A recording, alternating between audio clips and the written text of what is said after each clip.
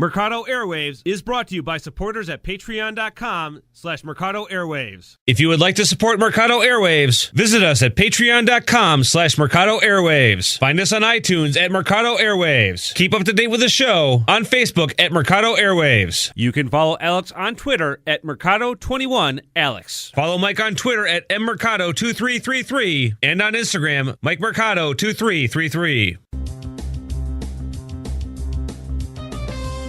Get ready, get set for the best movie and pop culture talk in the universe. It's The Good Brothers on Mercado Airwaves with your hosts, Alex Mercado and Mike Mercado. Welcome back, children of Thanos. We are here with our full-on spoiler review of Avengers Infinity War, and I'm going to give you one better. We have the biggest crossover in Mercado Airwaves history. It is Nicole Mancha, Gordon, Elizabeth the Fifth. Say hi to the folks, Nicole. Hi, everybody. Did I get that right? It's not totally. a DC episode, but a wonderful DC reference in there with the Barbara Gordon, because Commissioner Gordon himself, her father. He gets such a kick out of that every single time. Gordon, oh my God, you should see his face. He's like Santa to me. Like, I'm not going to admit he's not real. Like, he's the real Commissioner Gordon. Well, thank you guys so much. The Good Brothers said it. The children of Thanos. Thanos arrived, the Mad Titan himself. We are here to break down Avengers Infinity War. I would like to, before we get it forward, to thank my wonderful co-host Alex and of course our special guest Nicole for taking some time breaking the fourth one down. We've done a lot of recording and we've been really busy today. Alex and I actually just got out of a screening of Avengers Infinity War, our second time viewing it, and Nicole was finishing up a lot of the research of the Al Capone episode that you could catch later on today on the network itself. If you're listening to us everywhere on SoundCloud, Stitcher, iTunes, and on Mercado Airwaves, we really appreciate it. But, guys, I'm so excited that it only could be a movie like this that brought in Alex himself, one of the gods of Asgard, an Asgardian god, and, of course, Hela herself, Nicole Mancha. It took a big event like that to bring us together. And I guess I got to do it to start the show, but I will eat the crow before I praise myself, praise Alex. Of course. But I had said I was feeling bad going into it, that it might not have lived up to it, and I was completely wrong. It is probably one of the greatest movies of all time. It's a perfect movie. I'll say that. Like, there was nothing wrong with it. Everything the MCU has done wrong before, they fix it. Yeah, like, I had to eat it on that. Like, I gave it so much flack that it could never live up to it, and that these bad reviews, whoever gave it a bad review is stupid, first of all. Yeah. Like, I don't care what you say. It is a phenomenal, epic movie of our generation. And I was right about the money. Shoot your own horn. Yeah, go ahead. Shoot your own horn. You were over. Wasn't he over? He was over. I was over like $5 million, but the whole argument was I said it'd be Force Awakens. I think what we were coming down to is like, what it, and if you listen, you can listen to it in the archives, if Avengers would beat The Force Awakens. And the whole argument, and I don't even know if it was an argument, the whole debate really came down to an argument. Yeah.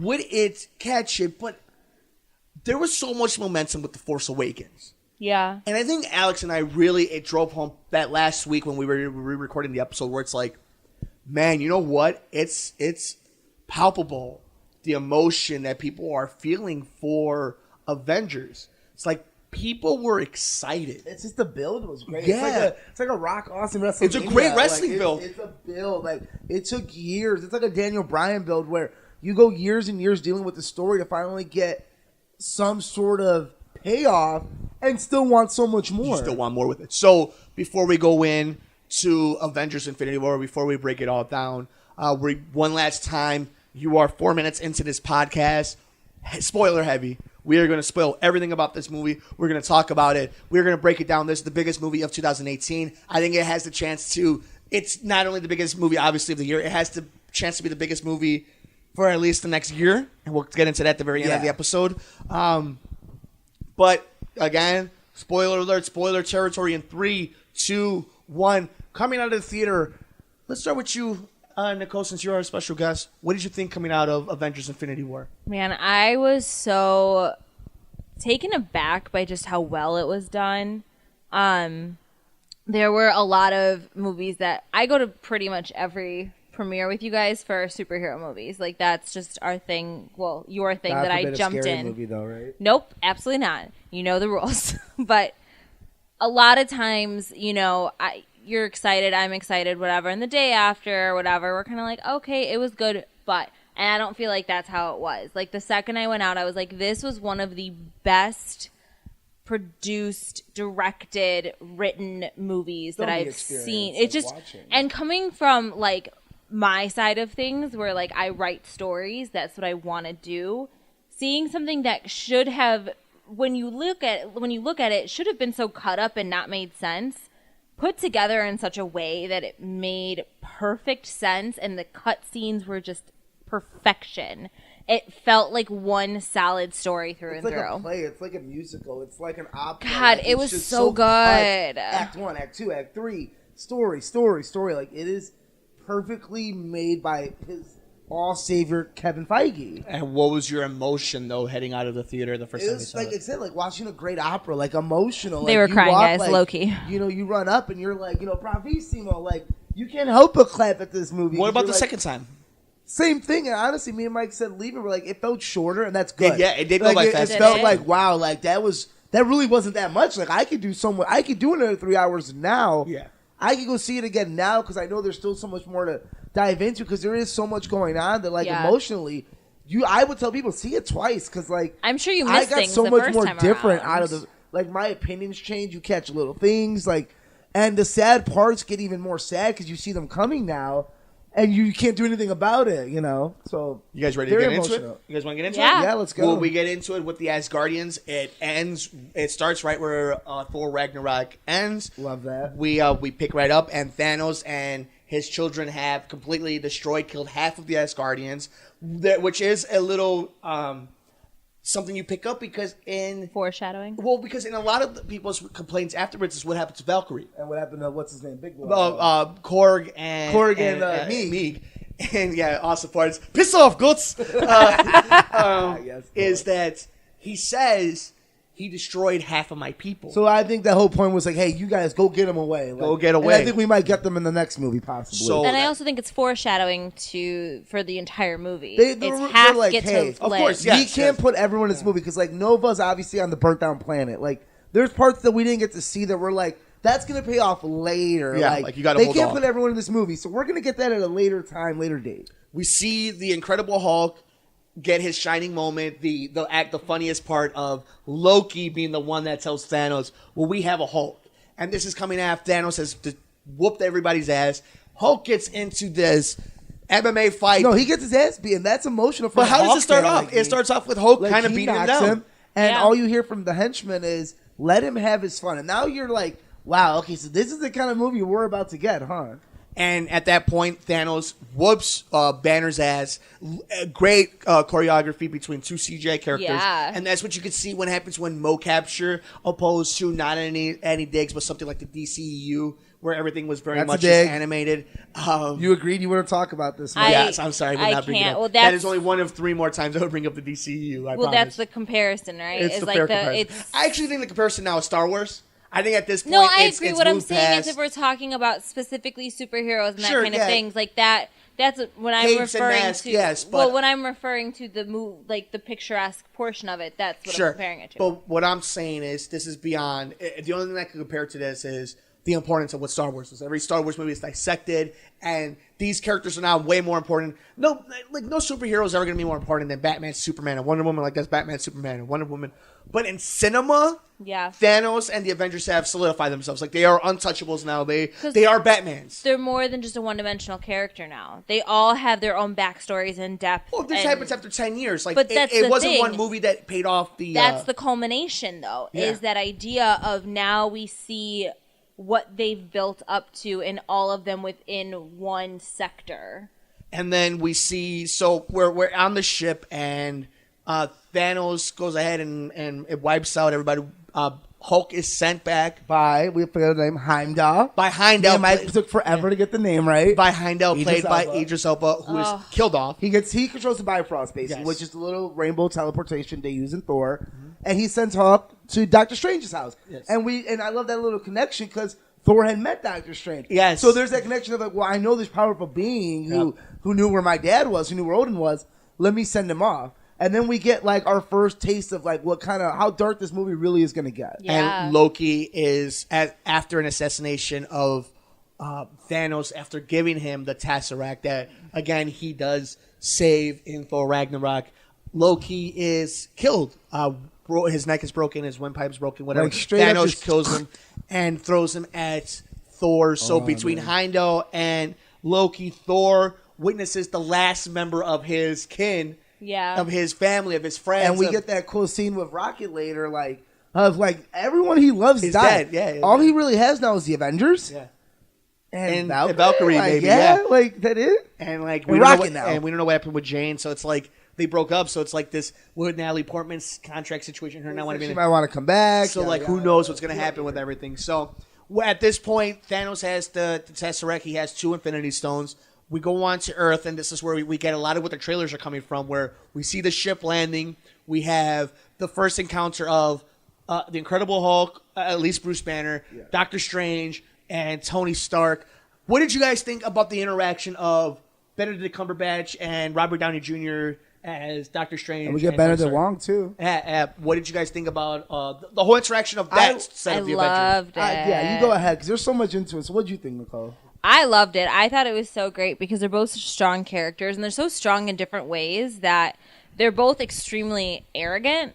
Like, that's part of their person, right? And you don't have that many characters that are superheroes, quote unquote, that are so arrogant about how they are and who they are and what their purpose is in the universe. And while Doctor Strange is more about, this is my purpose in the universe, this is what I'm here for, and Tony Stark is, I am the universe, like, I'm the reason that the world turns every day. That's his personality.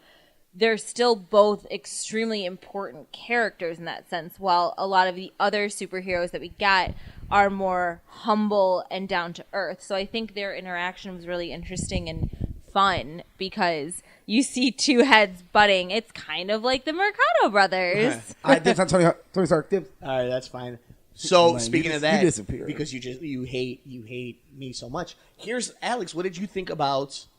I mean, you aren't the biggest fan of Scott Derrickson's Doctor Strange movie that came out about a year ago. What did you think about Doctor Strange? He's now? great in little elements like this. I think the problem with his first movie, I'm trying to guess, maybe just because it was an origin. I didn't like the backing of it. Interesting. But I like Doctor Strange. So like, I guess that's where it comes down to. I like Benedict Cumberbatch's Doctor Strange. I think it's like Spider-Man Homecoming. Like, I love the character, and now it proves it even more. I just think the movie wasn't that good. Interesting. But the characters are flawless. Like, Marvel doesn't have bad characters. They may have bad movies, but I think their characters are so well written that you can't really, like, especially in a movie like this where they get only moments to shine. You're like, no, that was perfect amount of it. Do you feel like it was almost a little too supernatural for you, and that's Oh why no, it wasn't? it makes sense in this movie. Well, because but I'm it's saying against it's like the Thanos. origin story, but like the origin was, it's very like supernatural, I very. thought it was kind of boring and whitewashed, honestly. Okay. I wanted more of this, and I guess that movie where it was. I hate the ending of Doctor Strange. I think it's so stupid. I love. I think I it's so love that dumb. movie. So I hate that ending, and that really put me sour about the whole movie. But maybe I'll watch it again now because I said the same thing about other movies, and I ended up liking them the second time, except for Civil War Bad Guys. So maybe that's one of these I'll see. Yeah. What did you guys think about this? I guess I will get to it as we go on, but the initial, I think it comes up when after the fight in New York, and we'll get to something that happens with Bruce in a second. But when Doctor Strange says, "If it comes between you, the kid, or the talisman, I'm gonna pick the stone every time," essentially. Except, as we find out later. But what do you guys think about that initial moment of Doctor Strange from that moment to when we get to the very end of the movie where, like, that change has happened? Like, we even see the friendship of Stark and Strange grow in the 40 minutes that they're together. Well, it's funny because, spoiler, we got Spider-Man now. Like, he's on a field trip, and he shows up to help battle during this fight. 2 of Children of Thanos. And, so at this point, they're in space. Spaceship takes Doctor Strange because, they can't get his Infinity Stone. It's a spell. Right. He has to give it up, even if they kill him. And they can't get it in there. So he takes him. Thanos is hench with telekinesis. He takes him. Tony and Spider-Man follow. So now we get a great scene of them freeing him by using an old alien trick, and we get that whole joke of Peter Parker, the reference. The second he's seen time. his own movie named Alien. They bust a hole in the ship, and it sucks him out. So that's one of his children are dead now. And now we're on a spaceship, and like you said, we get the interaction now of like, he's not really even thankful. He's kind of like, well, I'm not going to do the same thing for you guys, just so you know. Essentially, yeah. Yeah. And then we get the decision, no, we're going to go to Titan and bring the fight to Thanos instead of letting him bring it to us. Now, what did you guys think as we're on that ship? The way we get there, though, is Doctor Strange is a dick, by the way, to answer your original question. And we'll get to that the culmination of that in a little while. But what did you guys think about the storyline before that of Bruce not being able to turn into the Hulk after getting his ass kicked? I've told Alex this before. I told him when we first watched the movie was I think they're splitting Bruce Banner and the Hulk. I think they're going to split them up so that they can have the Incredible Hulk without having to use Mark Ruffalo as many times as many shooting days. He could just do the voiceover. And I think it's going to be that he learns to, like, almost like we got in Thor Ragnarok, but more Bruce Banner is able to control the Hulk, so we get an intelligent Hulk. And Nicole already agrees with me, so we're going to go with that one, Mike. Okay, very nice. Nicole? No, I actually do agree. I think you that, well, I just feel like because there's this point of where, like, Hulk is he's having this, like, inner dialogue and inner monologue. I guess it is a dialogue because they're two separate entities. Yeah, Jekyll and Hyde almost. Yeah, so it's this weird moment of where they're arguing with one another, and I feel like the purpose is he's supposed to be able to just become the Hulk without having to just get angry, because remember, he was stuck as the Hulk for a really long time, and that's something that tears at Bruce. And I think my theory is that the Hulk at this point is scared almost. Like, he's embarrassed. Like, he doesn't want to come out because he got his ass kicked. Yeah. And the Hulk's never been manhandled like that before, so I think that's why the Hulk doesn't want to come out anymore, because he's like, I'm over it. I don't care. Like, you take over again. See, and I think he's also scared. Yeah, exactly. Like, you're right, because he's never had someone he couldn't beat before. Like, manhandle him. So why don't we get into maybe the most lighthearted part of the movie, the last time we really get... Ben and Jerry's reference. Yes, yeah, with the Ben and Jerry reference are great. Hunka Hulking Hulk. Hunka Hulk. No, I want to get into when we were back in space, as they say, right? Just right there. Just space. Very good Star Wars cuts, honestly. Yes, great. Taking us all over the universe. Great Star Wars vibes in this movie. Is again the most levity in the movie in the sense of, like, humor, and it's just kind-heartedness, and it's just that in this part of the movie, this is as joyful as we're going to be in this movie, because the rest of it is going to be a gut punch. Yeah. And it's the meeting of Thor and the Guardians. Just some of the greatest dialogue between Dave Bautista's Drax talking about how this is a man. You're just a guy. This is a man. It's like, it's just so good. Like, the Pirate Angel. Yeah, and they call him a Pirate Angel. Drax is great. Drax is so great. Dave Bautista's so funny in this movie. So many great lines. I like how they made him tougher again too. Like, he actually I felt like in Guardians 2, he kind of was only the punchline. Here, he kind of was a badass again. Like, he got a couple good looks in there. Like, he held his own as much as anyone else did. And the Guardians do what the Guardians do, and they always mess things up. And they kind of do that throughout the whole... But they're also kind of like... They are kind of strong, honestly. Oh, they do hold their own against Doctor Strange, Spider-Man, and Tony, and Thanos, honestly. So, which was very impressive. You're right. They do. They have it blended very well. Like, you wouldn't expect them to blend well next to Tony Stark or next to Doctor Strange or Thor. And you're like... No, I get it. Like, this fits. Like, this is totally how this would happen. And it's very interesting that before we get to that point, they split up. You have Groot, Rocket, and Thor go off to a star where Peter Dinklage is at to go get the Stormbreaker. He's a giant dwarf. It's hilarious. Which is great. Yeah, which is great. It's literally the Stormbreaker, basically Yelmir, his hammer. His new hammer. That they make those type of weapons. Yes. And they make they call them Thanos killing weapons. He made the Infinity Gauntlet. Like, that's where Thanos gets his Infinity Gauntlet. And then you have the Guardians that are going to go to the new area for the Collector, Benicio del Toro. Nowhere. To find Nowhere. Exactly, Nowhere, which is the head of this old terrestrial, apparently. Which we'll get. Apparently, we're going to get a movie in 10 years, super nerdy. But we go find out, because remember at the end of Thor, The Dark World, they take the red one to him. So I had totally forgotten about that too, but they explain at this point he has two. So he took down the city Collector. He took down the city in part 1 of Guardians. Yep. So that whole city is gone. Where the Nova Corps is. Yeah. Then he took the one from Thor and his people, and now he gets the third one. Yeah, and here's the thing about as we go on about Thanos is that sickening feeling, especially the second time you see it, where you just know, like, it's inevitable. And I think the first time you watch it does a great job, where it's like, man, no matter what you can do, it's like this guy's one step ahead. But as we go on, we go ahead and we find out that Gamora tells Quill, it tells Peter that you have to kill me, and we find out it's because after we get to Nowhere and Thanos essentially whoops the shit out of the Guardians. That he takes Gamora because Gamora knows where the Lost Stone. Apparently, there was one stone that no one even had heard of, and she had found the map to it. And by capturing Nebula, Thanos also finds out that hey, she knows where it is. So they make the Death Pact, but he can't follow through with it. And here, that's the very interesting thing is as they're on the Alyssa Milano, the ship that they're on, the Milano, he Gamora tells Peter to kill her. Yeah. If it comes down to it. And there's the whole interaction between Thanos, Gamora, and Peter. But so interesting. Because they're in a relationship at this point. Like, we find out that they're in love. Like, they're in love. They're dating. And, we see it. And he calls him a long-term Titan killing booty call, which is a great Chris Pratt / Peter Quill line. Like, that's just a great delivery. Nicole, how much do you love Chris Pratt? I can't. Like, he's right? Just perfection. So I love him in adorable. everything. I'd leave you for him in a I don't heartbeat. blame you. I would leave Mike you for him too. too. Yeah. Mike would- But I think that whole like interaction between them was interesting. But I thought the most interesting part was like when he calls him the boyfriend, and he goes, "Oh, I like him." It was such a he goes father-daughter boyfriend moment, which is so intimate almost. It's intimate and very human. Yeah.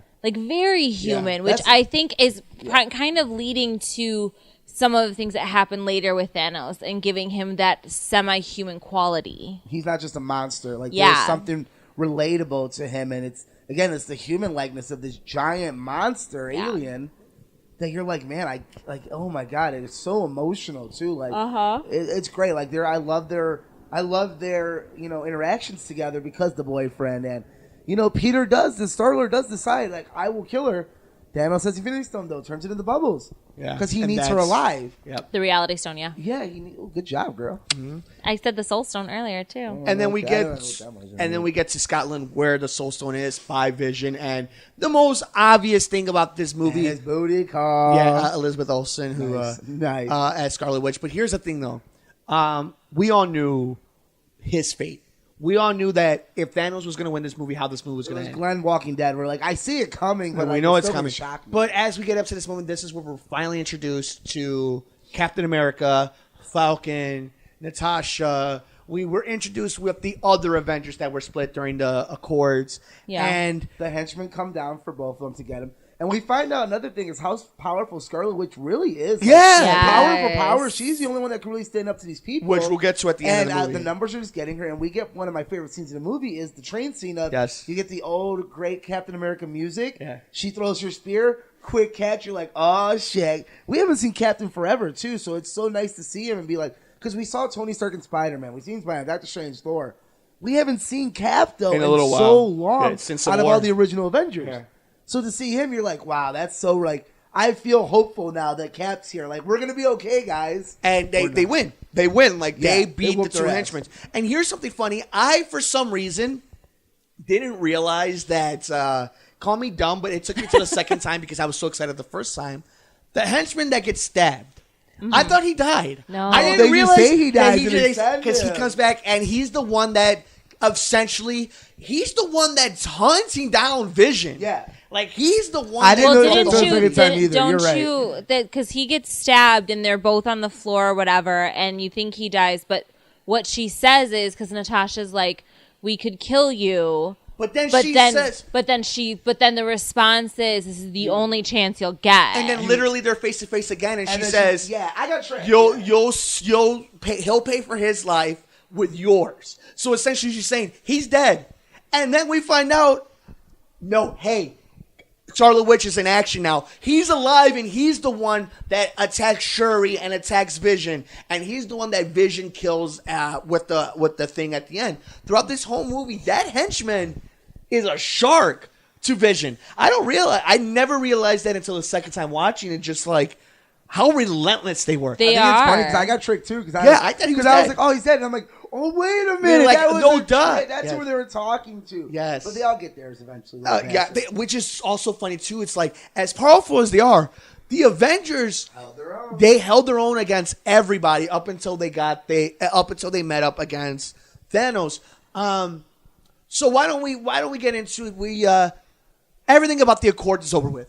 Because we get to the point where it's not over with, but it's on to the night. The Avengers are the Avengers, and some are in hiding, some took deals, and Cap just doesn't give a damn. He's underground. They do whatever they want, basically, right? Because he's Captain America. Mercado Airwaves is brought to you by supporters at patreon.com/Mercado Airwaves. If you would like to support Mercado Airwaves, visit us at patreon.com/Mercado Airwaves. Find us on iTunes at Mercado Airwaves. Keep up to date with the show on Facebook at Mercado Airwaves. You can follow Alex on Twitter at Mercado21Alex. Follow Mike on Twitter at mmercado2333 and on Instagram, Mike Mercado2333.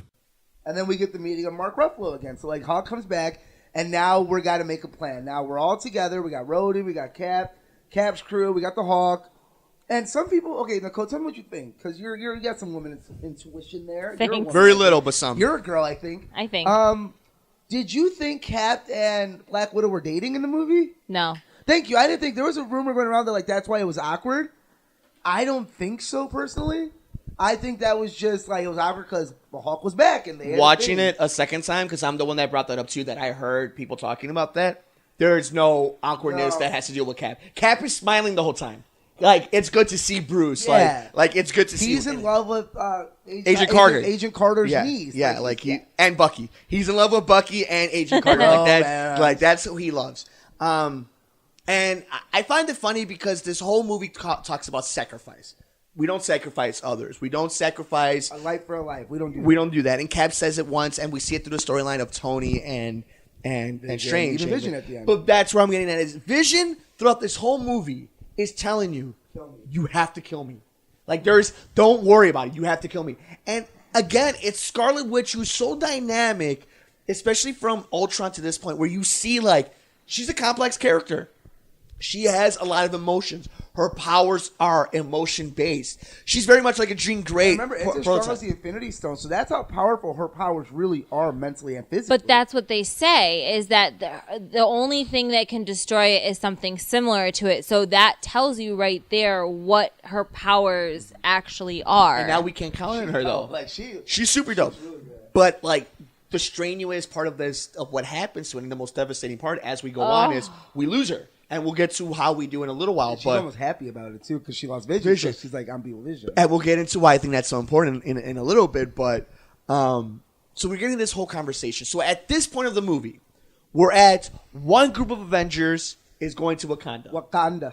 And one group of Avengers mixed with the Guardians are on Titan. Yep. And Gamora is with Thanos. And at this point on the ship with Thanos, Gamora sees that Nebula is being tortured, and like Alex and Nicole were talking about, Nebula was told by Gamora that she knows where the Soul Stone is, and that she burned the map. So now, only person in the universe that knows where it is her. It's Gamora, which is why she wanted Star-Lord to kill her, because and she didn't want to tell anybody the secret, because if she dies, the secret dies with her. Right. Well, we get to where the Soul Stone is, and who are we greeted by? At first, people are thinking, oh, this is finally where we see Death. But it's not Death. It's our old friend from one of the original movies. It is the Red Skull. It's called that scoreboard. And Alex and I have been calling this for months. Yep. We've been saying that is one of those characters that I even thought, I was going as far as saying at some point he was going to be in a fight scene. But they did one better. They gave him the legit, if you listen to our Al Capone episode, something that we talked about that's coming out in a few days, you will listen to talk about somebody who got his just desserts. Yeah. All he wanted was the power of the Infinity Stones. All he wanted was to have the power that Thanos was seeking. And his punishment was to guide those that can have what he cannot. To an almost impossible task, because most people wouldn't be able to not only bear the Infinity Stone, but the sacrifice that comes with it. And what happens is you must destroy what you love the most, a soul for a soul. And we get a great scene with Gamora saying, you love nothing. This is your just She's rubbing it in. She's gloating. And we get a great scene where he turns around, he has tears in his eye. We see him crying. And she, at this point, hasn't put it. We have. Right. We have figured it out. And then the best part comes from Red Skull, where he's like, those tears aren't for you. Aren't for him. And then you're like, oh my God. And then he grabs her and... I know exactly where it's going. As soon as he says a soul for it, I'm like... And there she goes. The movie becomes the movie, really, at that point. You're like, we're not just killing background characters. It's up for grabs. He throws her off a cliff, and we see cliff blood. she We dies. see green blood. She's dead. And here's the thing. I told Alex this. At that point in the movie, the first time I saw it, at that point, in one of the first screenings of this movie, I knew at that point we were going to lose. I knew at that point the Russo brothers said, you should have known that. It's over. We knew Thanos was going to win. But you lose, at least, if you're not an asshole, you have this belief when you go into these movies. And you're like, we're going to win. The Avengers are going to win. Because that's what we're told. What? But it's is like that wrestling. The good guys win. It's a movie like where we disbelieved ourselves. Like the good guys win. Yay! The Avengers are going to overcome. And then that happened, and for some reason, it just hit me in the gut. It's like, no, this is not. The music. Yeah, this is not normal. Looking, oh my god! This is something so different. And Gamora's dead, and he gets the stone, and we get back to Titan. Now at this point, we're in Wakanda. We've met Black Panther. We've had a great moment of Black Panther with Michonne saying, Okay. yeah, we were gonna. When I thought we were being diplomatic and opening up the borders, I wasn't. What do you think? She's like, well, maybe the Olympics, maybe the Olympics, Starbucks, and that's a great Starbucks. line. We get the White Wolf back, so they basically are saying, Who I've been on forever. Yeah. I'm a mark for the White Wolf. It says Wolf, but Yeah. So we get him back, basically like war's coming, Cap's coming, get your arm on, like we got you a new arm, and at this point he's mentally stable enough. He's like, okay, like I know it's important if they're asking me to come, so I think that's a really cool scene. And now we're all starting to blend in even more together. Like Thor's still on his own. Now we have a fight scene between our remaining Guardians and a quarter of our Avengers. Yeah. Which is very fun. You get Mantis, Spider-Man, you get Star-Lord, and Iron Man, Drax, and the Cape basically for Doctor Strange. So that's really fun. And then they find out they're all there for a common goal. So now we're getting the first mixture of these people, and it blends in so well. And we have great interactions between all of them. Drax yawning and Tony Stark yelling at him about when they're creating the plan. I stopped listening when you said I had a plan. It's a great. It's underselling how great the interactions are and the things you didn't realize you wanted to see, the characters you didn't realize that you needed to see together. That like, oh yeah, like who would have thought Mantis and Peter would be so funny? Like just the don't lay eggs in me, don't lay eggs in me, like and like alien reference again. Yeah. So like it's just really like great stuff like that. So part we skipped that I think we should talk about again, Spider-Man when he gets, because Tom Holland's so great emotionally in this movie. Like besides his humor, I think he has one of my favorite scenes when he gets dubbed an Avenger. And he has that look, like they pan on his look for like at least 2 minutes of him going from like little kid to kind of stoic back to like, so like, all right, like let's do this. Like it was such a great scene with no words. And to the very Tom end. Holland. Yeah, and then juxtaposed to the very end of what happens to Tom Holland. We'll get to that in a little bit where everybody's talking about. So the biggest meme on the internet right now, honestly. Yeah, to set up where we're at, Guardians and half of our Avengers have met. The other half of our Avengers in Wakanda getting ready for the final fight. And Thor, Rocket, and Groot are on this star creating the new Thanos killing weapon. We see a Stormbreaker. Yeah, and we see a great scene with Peter Dinklage and Thor having his moment, and they just make sure Chris Hemsworth is able to flex as much as he can in this movie. Worth it. And Thor's so emotional too, because like he's so willing to sacrifice himself. Yeah. And like I love his reasonings where we get a great scene on the way there with Rocket and Thor about like Rocket's trying to like tell you, are you really ready for this? Like you've been through a lot. And he's like he basically tells him like, yeah, like I've lost this, and this. But what like, else is there to lose? There's not like I love that part where he's like, well, what if you fail? He's like, well, I got nothing else to lose now. Yeah. And it's so sad because you're like, man, he really doesn't have like what more. He lost his world. He lost everything. Done. Like his home is gone. Like there's nothing more to do besides try to kill Thanos. But he's like, I love his character because he does bring such like lighthearted moments to it, even in such dark times. You kind of need that in this movie. You need that little like pep up like because like when we're a team I never knew I needed. Well, like and like even when he's talking to Gamora and he finds out that she's the daughter of Thanos and he goes, families can be hard sometimes. Yeah, it's so great. Like he's just so real about it. Like well, and it's just like that. You need it because this movie would have been so dark without those little quips from like Quill and Thor. Yeah, I agree. Because then you have characters like Gamora, who even though yes, she's had her moments in previous movies with like dark humor. There's really no humor. Hers is sad. Like she's very sad. But there's just no humor, and you need that. Yeah. And I mean, just the humor of Rocket and Thor with the sentiment. I mean, that's how we get Thor getting his second eye, his eye back. Just great Rocket. I mean, they have continuously hit the little, and it's little nuances that we talk about these last 10 years. It's like the scene of Rocket and Bucky, where it's like, how much for the arm? He's like, I'm gonna get that arm back. And like anybody who's watched Guardians and like knows that character, just that joke lands because you're like, he would say that. Like, they're like, what would I would give to have that moment to see what it is? It's just such good acting in all the Thor scenes because, obviously he opens it up, the star. And, Peter Dinklage's character says, you're going to take the blast of a full star. Yeah. Like, you're not going to survive. They make the hammer. Thor's basically dead. And we don't get a lot of Groot. The whole we were getting Groot playing this game, it's normal Groot. We're not expecting much from Groot. He's teenage Groot, which is Groot. Saying some foul things. Again, they could have easily wasted his character. And for a while, you're like, maybe they are. And they did a great scene of, like, they can't find the handle of the hammer. And Groot uses his powers, but takes it together. So a burning hammer, and cuts his hand off to make the stick. Boom, we get it to Thor. And Thor now has a handle. That team is set. Mm-hmm. And now we have two more universes at this moment going on. We have there's two more stones left. The fight for Vision in Wakanda, and Thanos fighting on Titan for Doctor Strange's time stone. So we're at this point, we're on 3 locations. We're going to find out where it's going to all close into 2. We have the fights on Titan. We're going to jump onto this one first. Very interesting stuff. As we're setting that up, you know what? Why don't we jump to Wakanda first? Wakanda, we have just essentially... Because it's almost like a half, so we can do like half Wakanda. Because the reason I want to get into, I want to save the Thanos stuff is for a little bit, but let's stay away from Thanos for a second. When we're in Wakanda, we get this fight scene. The barrier. We obviously see that's great. That keeps people out of it. And I think the one line that gets kind of thrown away, but it's very important in this movie is we have a lot of blood to shed. That's what one of Thanos' minions says. Yeah. One of the children says to They Cap. have the numbers. And they show it. Like this force field destroys people. And they just send their monsters the numbers over and over. And the great scene of Captain America and Black Panther running over past everybody into the lead, because what we know... It puts them on equals. You're like, these guys are equally as awesome. So if you love this guy, you're going to love...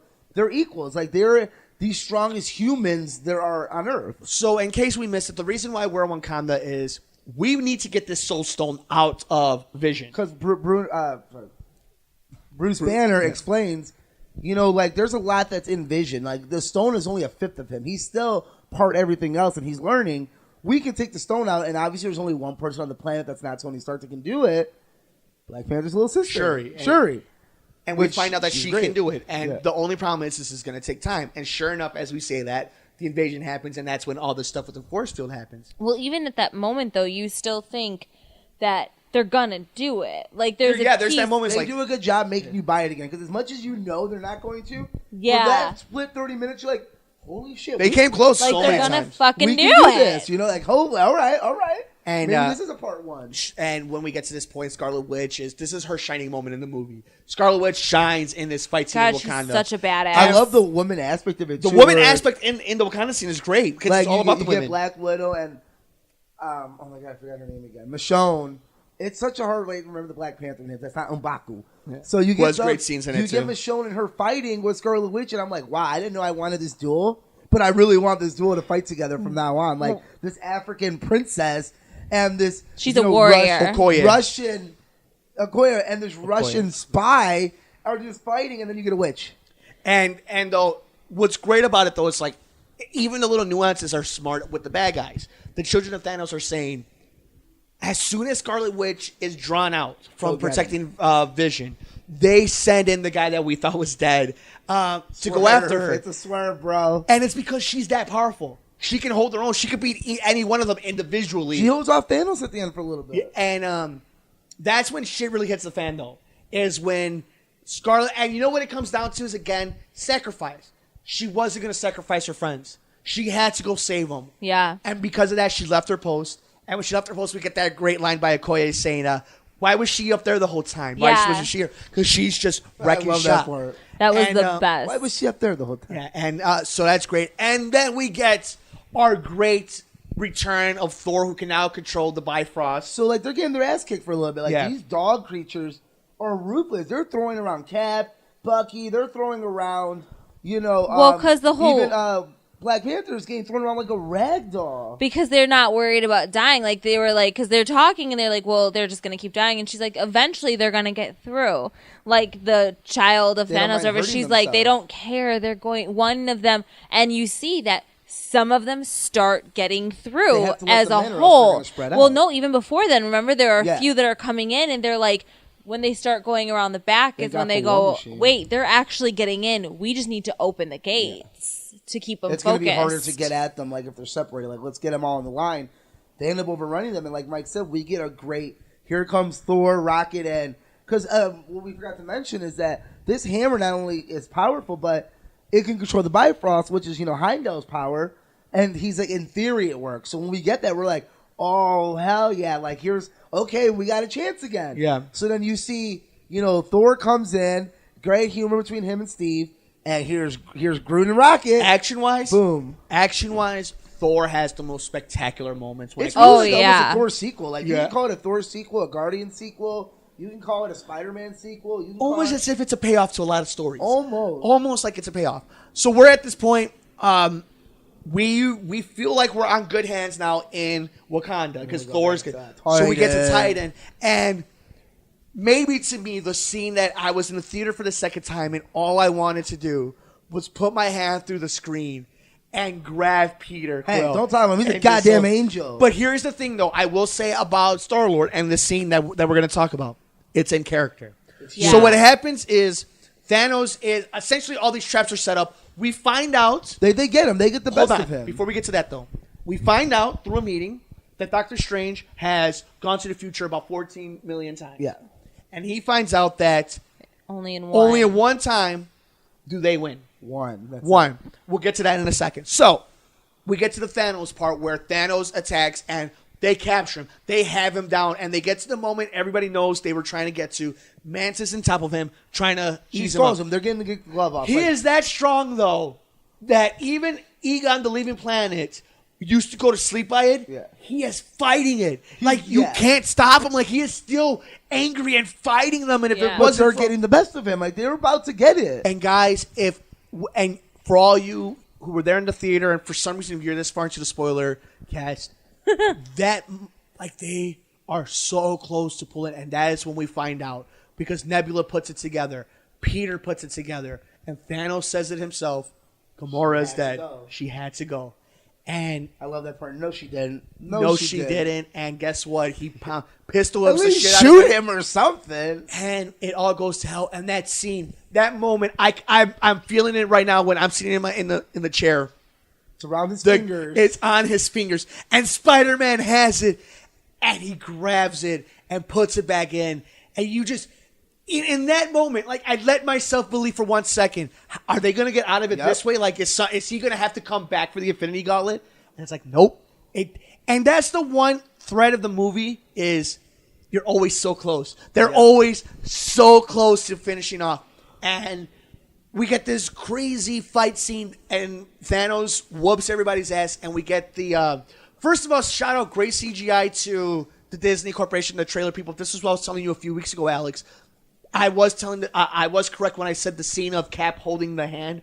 They only showed in the preview that he had two stones. He already had 5 of the 6. Yeah. Like they never showed Thor's eye. The Hulk. They didn't show like the Hulk. They showed a lot of Hulk scenes when he's not in it.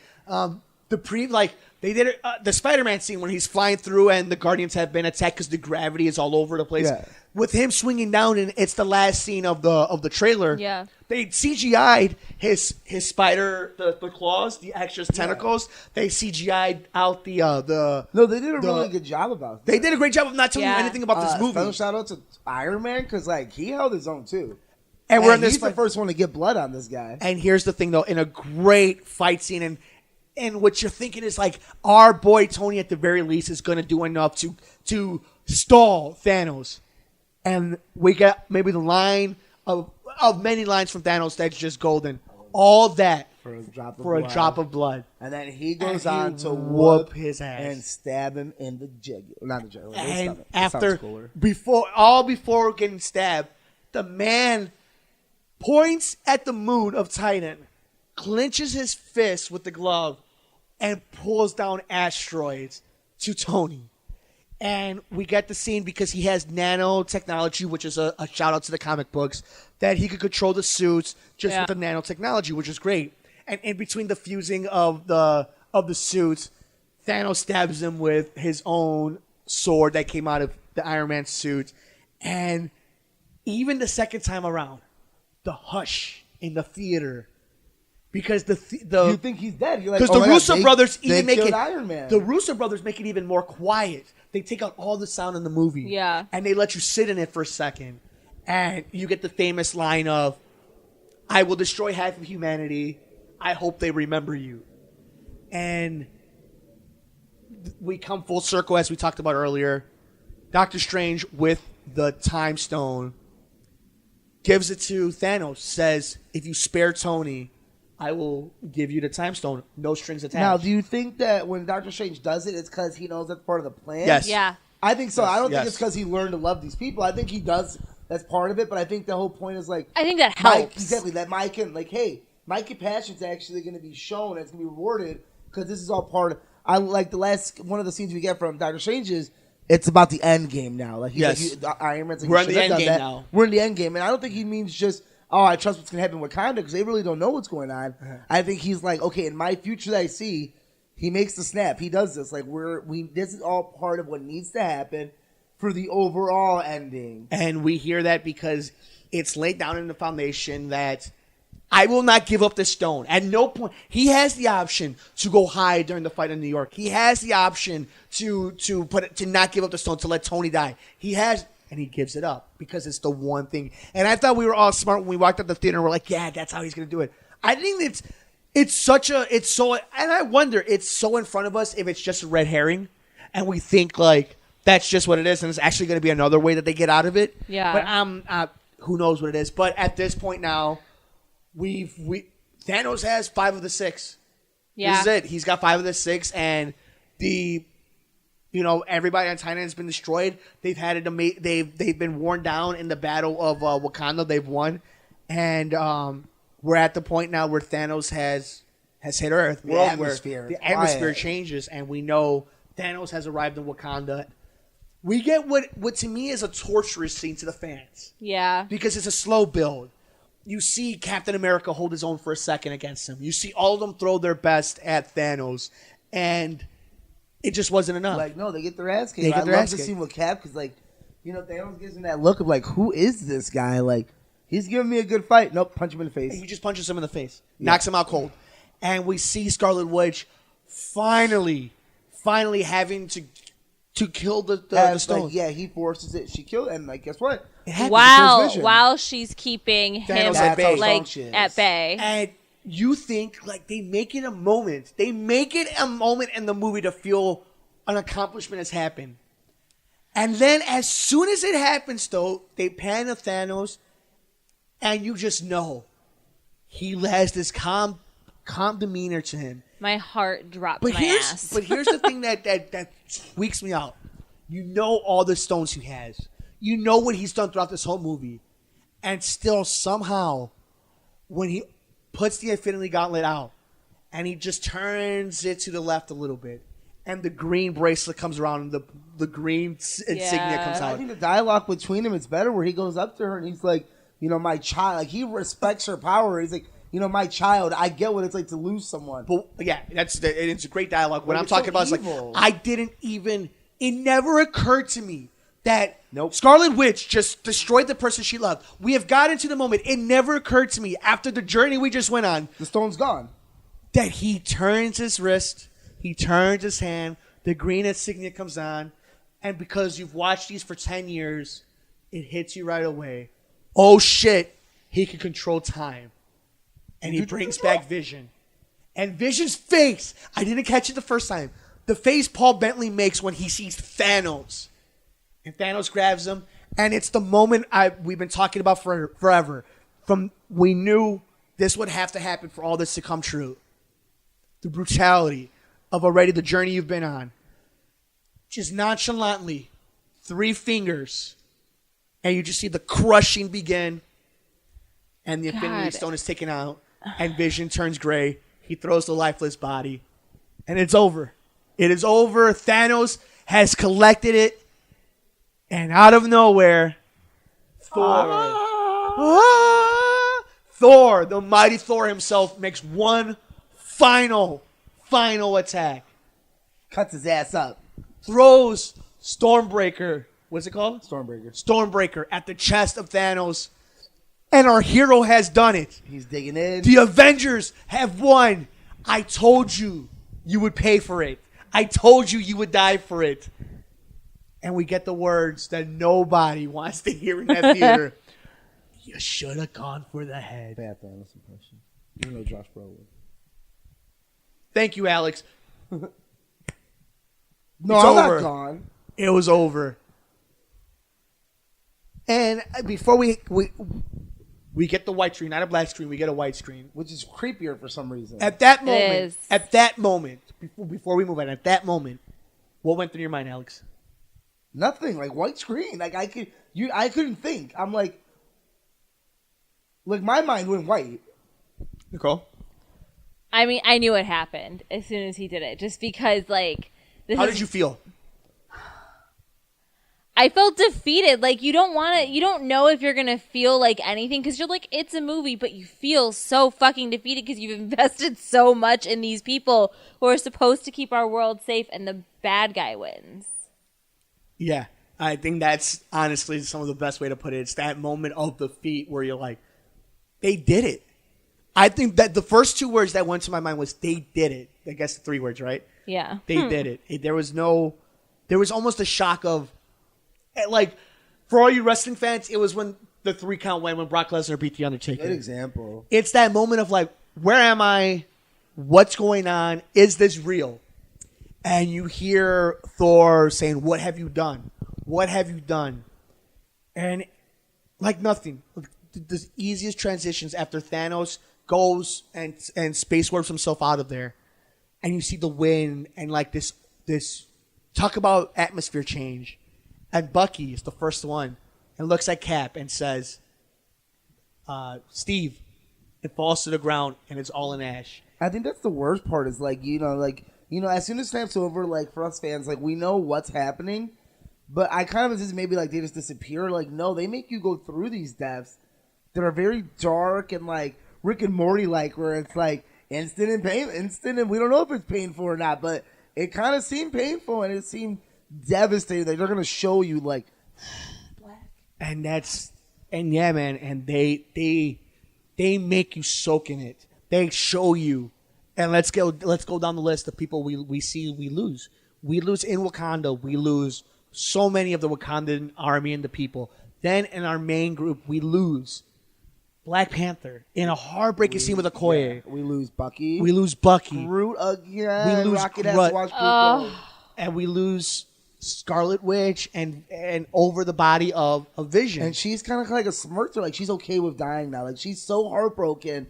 She's just ready for it at that point. That's what's even worse. Like she kind of has a smirk on her face. She like, had to watch whatever. him die brutally twice. And then even if she gave him permission, like he gave her permission the first time, it was still, you could see his face. It was just twisted. Oh. We then go to Titan, and again we feel the atmosphere change there, and we start losing the Guardians. Like Mantis has a great, like I feel pain and disturbance and we lose her, and we lose Drax, who looks at Peter Quill and is like, Quill. And then we look at Tony, and Tony's like, relax, Peter, chill out, Peter, like almost like Quill, like you still with me kind of thing. Like, damn. And he's like, damn, and he's gone. And in me, this one actually hit me the second time watching this movie. Spider-Man. Like in a million years, like I should have put it together when you see that the second generation was leaving us. But I never thought, even after losing Black Panther, I thought they were going to keep him. Yeah. I thought they were going to keep him. I'm like, Spider-Man's fine. He'll be fine. Like, not Spider-Man. I was going to start they took Black Panther. Then I'm like, okay, we're going to keep Spider-Man, guys. But like, that's a heavy hitter. Like, that's a heavy hitter before the universe. He's a kid. He's a young one. That's when he became a child again. Like, the whole Holland, time. At 21 years old, you're looking at him and you're like, no, I don't want to lose this kid. Like, I don't want to lose this kid. I don't want to go. I don't want to go. I'm like, he's begging almost like at that point to save him, and he's going through it slower because of his Spider sensitive skills. He can feel it. He feels it coming. And it's so heartbreaking because as a Spider-Man fan, and if you the more times you watch it, you start hearing people talk about it, like the people who could feel emotion were the people who suffered the most throughout their death of it. And it made you wonder, like, he says it's mercy, but it's like, I don't think it was mercy when they died. Like, they didn't just disappear. They faded away. Like, they saw their pieces. Saw themselves disappear. It wasn't like they were just pop gone. Yeah, like, exactly. That's what I thought it would have been. And we see Nebula kind of tell him like he won, and you see Tony sit there and almost holding his ashes and accepting it. And that Peter death, you want to know why I think it sticks in a lot of people's mind? You know what I think is very remnant of? When you watch a war movie and you see a young character die, and you see the character, they make him write him for like, I just want to see my mom. I want to go home. And for some reason, because we've watched so many Spider-Man movies, even if you're not a comic book fan, but he's been around pop culture so long that you realize, like, when he's dying, he's probably thinking about his Aunt May. It's like little shit like That's that. What I like, thought about. Like he's thinking about like being at home and like he's a kid, and it kind of drives it home. And we get Doctor Strange too, who's like, Tony, like, just know I had to do it, which goes to make you think you're like, okay, this might be an Endgame thing because he disappears, but he's like, I had to do it. And why else would he say that unless you're like, okay, there's gonna be a payoff. Like Doctor Strange knows obviously more than we do. He's going to be gone for now, but, like, he had a plan, so this is part of the plan. Yeah. So, and we head back to Wakanda, and we're in the aftermath of it. We've watched Falcon disappear. There's no words being spoken at this point. Like, no. Until we get to War Machine saying, what's going on? And we pan. And we lost Falcon. Sorry, guys. We did lose Falcon, too. Yeah, that's why I just said Falcon's gone, and War Machine's looking for him. And that one to me was a very sad one, too, because it's like he died alone, and he died as a friend is almost by him, and the friend doesn't even see him disappear. Oh, yeah, that's really dark. So, like, there's a lot of like nuances to this movie that you as you watch it a few more times, and I think what's the most poetic. It's the last word spoken of the movie. It's Captain America sitting there and realizing not just the planet, but half of the universe was just wiped out. Yeah. And you just hear the last two words of the actual film is, my God. Cut to Thanos and what he told us.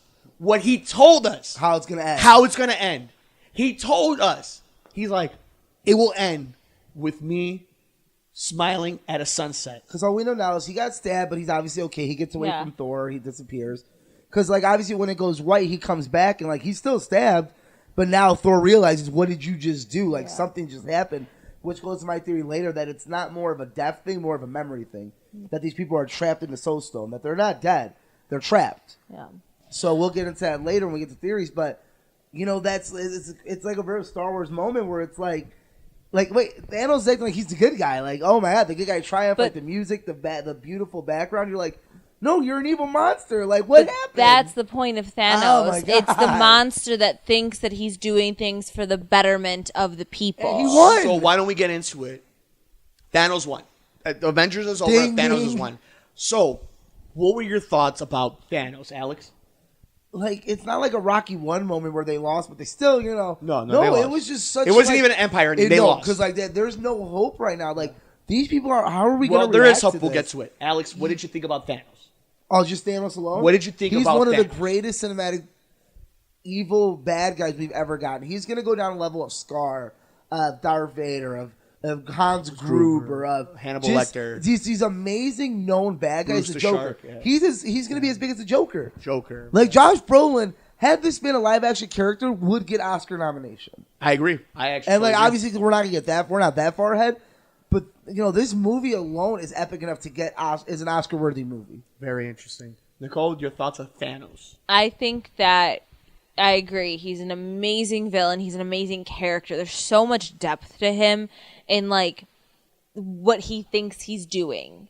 Because I think that's his whole character, is he thinks he's doing things for the betterment of everyone else. And the point of the whole thing is, giving something up, whatever, and everyone's like, he doesn't feel anything, he's a monster, he's this. But he truly believes by giving up the one thing he loves, he's bettering the earth.